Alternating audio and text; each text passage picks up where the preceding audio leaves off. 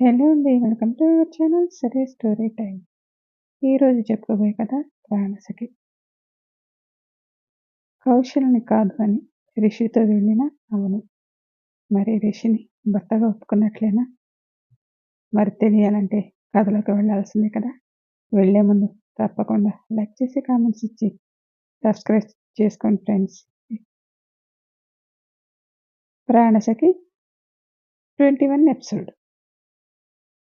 మనం ఎంత బాధపడుతున్నామో రిషి గారు కూడా తను చేసిన పనికి అంతే బాధపడుతున్నారు. ఆయన బాధపడితే తను చేసిన పని ఒప్పవుతుందా? అసలు ఒక అమ్మాయి మెడలో తాళి కడితే ఏమవుతుందో తెలిసి చేశాడా? ఇప్పుడు మన పెళ్ళి ఎలా జరుగుతుంది అని అన్నాడు కౌశల్. ఇప్పుడు నేను ఆ విషయాల గురించి ఆలోచించే స్థితిలో లేను కౌశల్. అంటే ఏంటవని నువ్వు అనేది నాకు అర్థం కాలేదు. ఏం లేదు, మాకు పెళ్ళయిందని రిషి గారింట్లో అందరికీ తెలిసిపోయింది. మీకు పెళ్ళవటం అంటే అవని అని కోపంగా అన్నాడు కౌశల్. అదే కౌశల్, రిషి గారు నా మెడలో తాళి కట్టారు కదా, అది పెళ్ళైనట్లేమీ కాదు. బలవంతంగా నీకు ఇష్టం లేకుండా జరిగింది. అసలే కోడలు చనిపోయిందని ఇంట్లో అందరూ బాధపడుతున్నా వాళ్ళకి తను చేసిన పని చెప్పటం ఇష్టం లేక నాకు బలవంతంగా ఒక ముసలోడికి ఇచ్చి పెళ్లి చేస్తుంటే రిషి గారు వచ్చి ఆ పెళ్లి జరగకుండా తనే నా మెడలో తాళి కట్టినట్టు చెప్పారు అని అన్నది. కౌశల్ అవని చెప్పింది విని కోపంగా అవని చేయి పట్టుకొని, నీకు అసలు ఏమైంది? అతను అలా చెప్తుంటే కొడుకు చేసిన పని గురించి చెప్పి తాళి తీసి మొహాన్ని కొట్టి రాక అతను నీతో ఇక్కడి దాకా తీసుకొస్తావా అని సీరియస్గా అన్నాడు. ముకుందం సావిత్రికైతే కౌశల్ అలా అవని పట్ల దురుసుగా ప్రవర్తించడం నచ్చలేదు. కౌశల్ చేయి నొప్పిగా ఉండి వదిలని బాధగా అన్నది. కౌశల్ కోపంలో అవని బాధను కూడా చూడలేదు. రఘు వచ్చి, కౌశల్ ఏం చేస్తున్నావు వదిలు అని కౌశల్ని లాగాడు. అసలు తను నేను ప్రేమించిన అవని నేనా? ఎవడో వచ్చి తాళి కట్టి తీసుకువెళ్తే వాడి గురించి నిజం చెప్పకుండా వాడి పెళ్ళంలా ఉంటుందంట అని కోపంగా అన్నాడు. కౌశల్ ఏం మాట్లాడుతున్నావు? అవని చెప్పేది వినవే అన్నది రమ్య. ఏం వినాలి రమ్య? తను దూరమైన తర్వాత అమ్మ వాళ్ళు తనని మర్చిపో, ఇంకొక పెళ్లి చేస్తానని చెప్తుంటే నేనేమన్నానో తెలుసు కదా. నా అవని నా కోసం మళ్ళీ వస్తుందని చెప్పాను. కానీ నీ ఫ్రెండ్కి నా బాధ తప్ప అందరి బాధ అర్థమవుతుంది. అసలు వాడి పెళ్ళాన్ని ఎవరు యాక్సిడెంట్ చేసి చంపారో తెలుసుకున్నాను.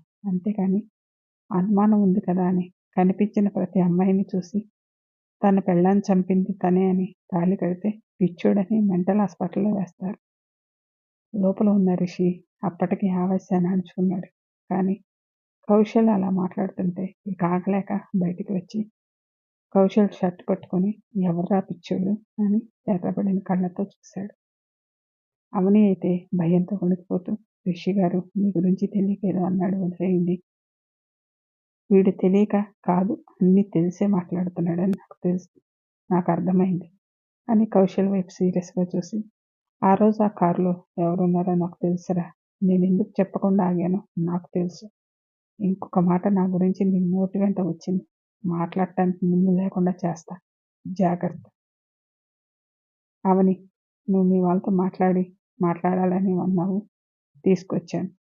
నువ్వు మాట్లాడటం అయితే ఇక వెళ్దాం. నేను ఒక్క క్షణం కూడా ఇక్కడ ఉండను అన్నాడు. నావని ఎక్కడికి రాదు. ఏం చేసుకుంటావు చేసుకో.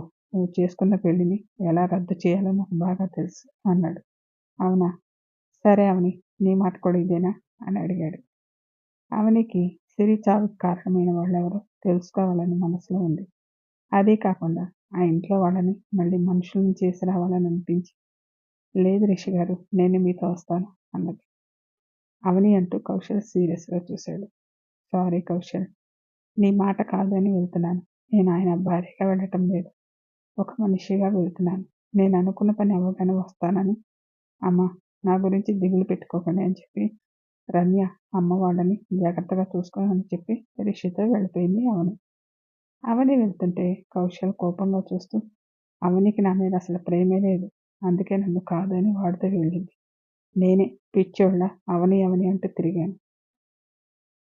కౌశల్ కోపం తగ్గించుకొని దాని పరిస్థితి గురించి కూడా ఆలోచించు. ఇప్పుడు అవని రిషి గారికి ఏదో తిరిగితే ఆ రోజు జరిగింది అవనికి గుర్తులేదు కానీ నీకు తెలుసు కదా ఆ యాక్సిడెంట్ చేసింది మీరే అని.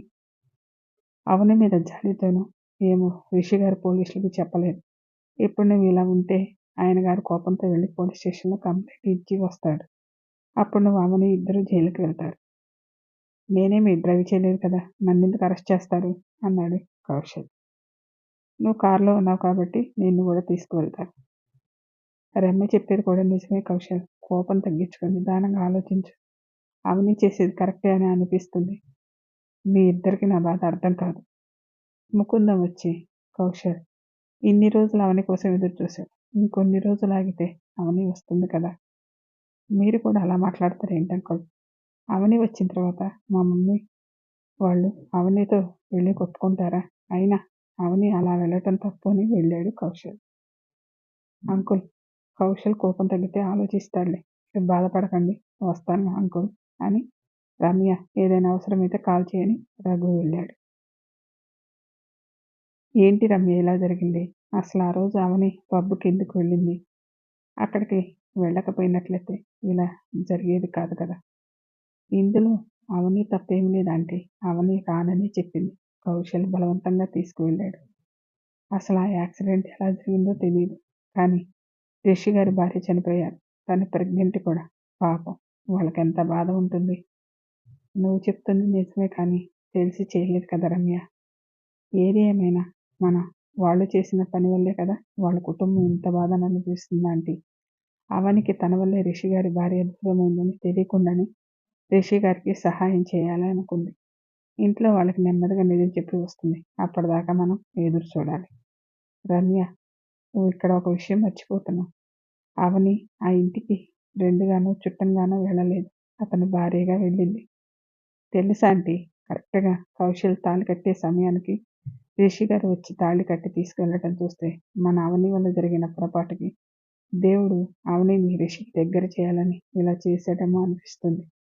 రమ్య ఏం మాట్లాడుతున్నావు? కౌశల్ అవని ప్రేమించుకున్న విషయం నీకు తెలుసు కదా. అవని మనసులో కౌశల్ ఉంటే రిషిని ఎలా బ్రతకొప్పుకుంటుంది? అవని ఒప్పుకుంటుందని అనటం లేదంటే నా మనసులో అనిపించింది చెప్తున్నాను. చూద్దాం ఏం జరుగుతుందో. సారీ రిషి గారు. కౌశల్ ఇలా ప్రవర్తిస్తాడని అస్సలు అనుకోలేదు. ఇందులో నువ్వు సారీ చెప్పడానికి ఏముందిలే కానీ తను పెళ్లి చేసుకున్న అమ్మాయి ఎవరో వచ్చి తాళి కట్టి తీసుకువెళ్తే ఇలానే రియాక్ట్ అవుతారు కానీ అతను మాట్లాడే మాటలు నాకు నచ్చలేదు. కౌశల్ కోపం వస్తే అంతే అండి. ముందు వెనుక చూడడు అన్నది. సరే కానీ అవని నువ్వు కౌశల్ ఎప్పుడైనా పబ్బుకి వెళ్ళారా? అవనికి ఏమైనా గుర్తుకు వస్తుందేమోని అడిగాడు. అవని రిషి వైపు కోపంగా చూసి నేను మీతో వచ్చేది నేను తప్పు చేశానని కాదు. మీ అనుమానం నిజం కాదని చెప్పడానికి అర్థమైందా అని సీరియస్గా అన్నది. నేను కూడా నిన్ను తీసుకువెళ్ళేది అందుకేలే అని చిన్నగా అన్నాడు రిషి. ఏంటి అని అడిగింది. ఏం లేదులే నా కోసం వస్తున్నందుకు థ్యాంక్స్ అని చెప్తున్నాను. నేనేమీ మీకోసం రాలేదు. సిరి కోసం అమ్మమ్మ తాతయ్య కోసం వస్తున్నా. సిరి అసలు ఎలా ఉంటుందని కూడా నీకు తెలియదు కదా. మరి సిరి మీద నీకు ఎందుకంత అభిమానం అని అడిగాడు. సిరి గురించి కొంత లక్ష్మక్క నాకు చెప్పింది. సిరి మీరు ఎంతగా ప్రేమించుకున్నారు తెలిసిన తర్వాత మీ కోపంలో న్యాయం ఉందని అనిపించింది. కానీ నిజంగా సిరిని ఎవరు యాక్సిడెంట్ చేశారో తెలుసుకొని వాళ్ళకి శిక్ష పడేలా చేయండి రిషి గారు. సిరి మీద నీకున్న అభిమానం చూస్తుంటే నువ్వు ఆ యాక్సిడెంట్ చేయకుండా ఉంటే ఎంత బాగుండేదని అనిపిస్తుంది అని మనసులో అనుకొని అలాగే చేస్తాను అని అన్నాడు. ఇంటికి వచ్చేసరికి ఆనంద్ సౌదామిని హాల్లో కూర్చొని మాట్లాడుతూ ఉన్నారు. రిషి వచ్చి మమ్మీ ఎంతసేపు అయింది వచ్చి అని అడిగాడు. నేను నీతో మాట్లాడాను రిషి అని కోపంగా అన్నారు సౌదామిని. ఏమైంది మమ్మీ? నేనేం చేశాను? ఈ మమ్మీ నీకు గుర్తుంటే నువ్వు పెళ్లి చేసుకున్న విషయం నాతో చెప్పేవాడివి కదా అన్నది. సారీ మమ్మీ, ఆ పెళ్ళి ఏ పరిస్థితుల్లో జరిగిందో నీకు డాడీ చెప్పే ఉంటారు కదా. మీ డాడీకి మాత్రం చెప్పావు కానీ నువ్వు మాత్రం చెప్పలేదు కదా అన్నది. నీకు చెప్పాలంటే భయం వేసింది అందుకే చెప్పలేదు మమ్మీ. భయమా? భయం ఎందుకు రిషి? నేనే సిరి బాధ నుంచి కొంచెం కోలుకున్న తర్వాత మంచి సంబంధం చూసి పెళ్లి చేద్దాం అనుకున్నాను. ఈలోపు నువ్వు వేసి చేసుకున్నావు. ఇంతకీ తను ఎక్కడా అని అడిగింది. రిషి సౌదామితో మాట్లాడేదాకా బయట నిలబడి ఉంది అవని. రిషి అవని అని పిలవగానే లోపలికి వచ్చింది. తనే మమ్మీ, పేరు అవని. సౌదామిని అవని వైపు చూసి, ఈ అమ్మాయి నీకెలా నచ్చింది రిషి? అత్తయ్య, మీరు మన సిరిలా ఉంటుందన్నారు. మన సిరికి తనకు అసలు పోలికే లేదు. ఆ కళ్ళద్దాలేంటి, సైటా అని అడిగింది. సౌదామిని అలా అనగానే అవనికి చాలా బాధ వేసింది. కానీ బయటికి ఏమీ కనపడనివ్వకుండా నవ్వుతూ, అవునండి, నాకు చిన్నప్పటి నుంచి సైటు ఉంది అని చెప్పింది. అలా అంటున్నావేమిటి సౌదామిని? అమ్మాయి బంగారం బొమ్మలా ఉంటే కోడలుకున్న సైటు నీ కోడలికి కూడా వచ్చిందనుకుంటామ్మా అన్నాడు ఆనంద్. ఏమండి అంటూ కోపంగా చూసింది. నేను తను అందంగా ఉందా లేదా అని చూసి తాళి కట్టలేదు మమ్మీ అన్నాడు. ఇక పెళ్లి జరిగిన తర్వాత చేసేదేముందిలే కానీ మనం ఇంటికి ఎప్పుడు వెళ్ళేది అని అడిగింది. ఇప్పుడే కదా వచ్చారు, 2 రోజులు ఉండి వెళ్ళండి అన్నారు జానకమ్మ. మీ అబ్బాయి ఆఫీస్కి వెళ్ళాలి కదా అత్తయ్య, రిషి కూడా చాలా రోజులైంది కదా ఆఫీస్కి వెళ్ళి. పర్వాలేదులే సౌదామిని, నేను చూసుకుంటానులే, రిషిని కొన్ని రోజులు ఉండనివ్వు. ఇప్పటికే రిషి ఇల్లు వదిలి వచ్చి చాలా రోజులైంది కదండి. అలాగే వెళ్తుర్లే కానీ ఇక్కడ 2 రోజులు ఉండి కొత్త కోడలికి తీసుకొని వెళ్ళొచ్చు. అది కాదు అత్తయ్య, మమ్మీ, నాన్నమ్మ చెప్తుంది కదా 2 రోజులు ఉండి వెళ్దాం. డాడీ మీరేమంటారు? సరే రిషి, అలానే ఉందాంలే అన్నాడు. మమ్మీ డాడీ కూడా ఒప్పుకున్నారు. కానీ నీకు ఇప్పుడు ఓకేనా అని అన్నాడు. మీ అందరూ ఉంటానంటే మా అక్క ఏంటి అంటూ లేచి వెళ్ళింది సౌదామి. అవని, నువ్వేమీ మీ అత్తగారి మాటలు పట్టించుకోకు. నువ్వు నిజంగానే బంగారపు బొమ్మలా ఉన్నావు అని వెళ్ళారు జానకమ్మ. ఆనంద్ అవని దగ్గరకు వచ్చి, సిరి స్థానంలో నిన్ను చూసేసరికి మీ అత్తయ్య అలా అన్నారు కానీ నీ మీద కోపంతో కాదని చెప్పారు. అయ్యో అంకుల్, నేను ఆంటీ అన్నదానికి ఏమీ బాధపడటం లేదు అని అన్నది. అదేంటవని అంకుల్ అని పిలుస్తున్నావు? చక్కగా మామయ్య అత్తయ్య అని పిలువు అని అన్నాడు. ఆనంద్ అలా అనగానే అవని రిషి వైపు చూసింది. Story continue. మళ్ళీ నెక్స్ట్ ఎపిసోడ్లో కలుసుకుందాం. Thank you.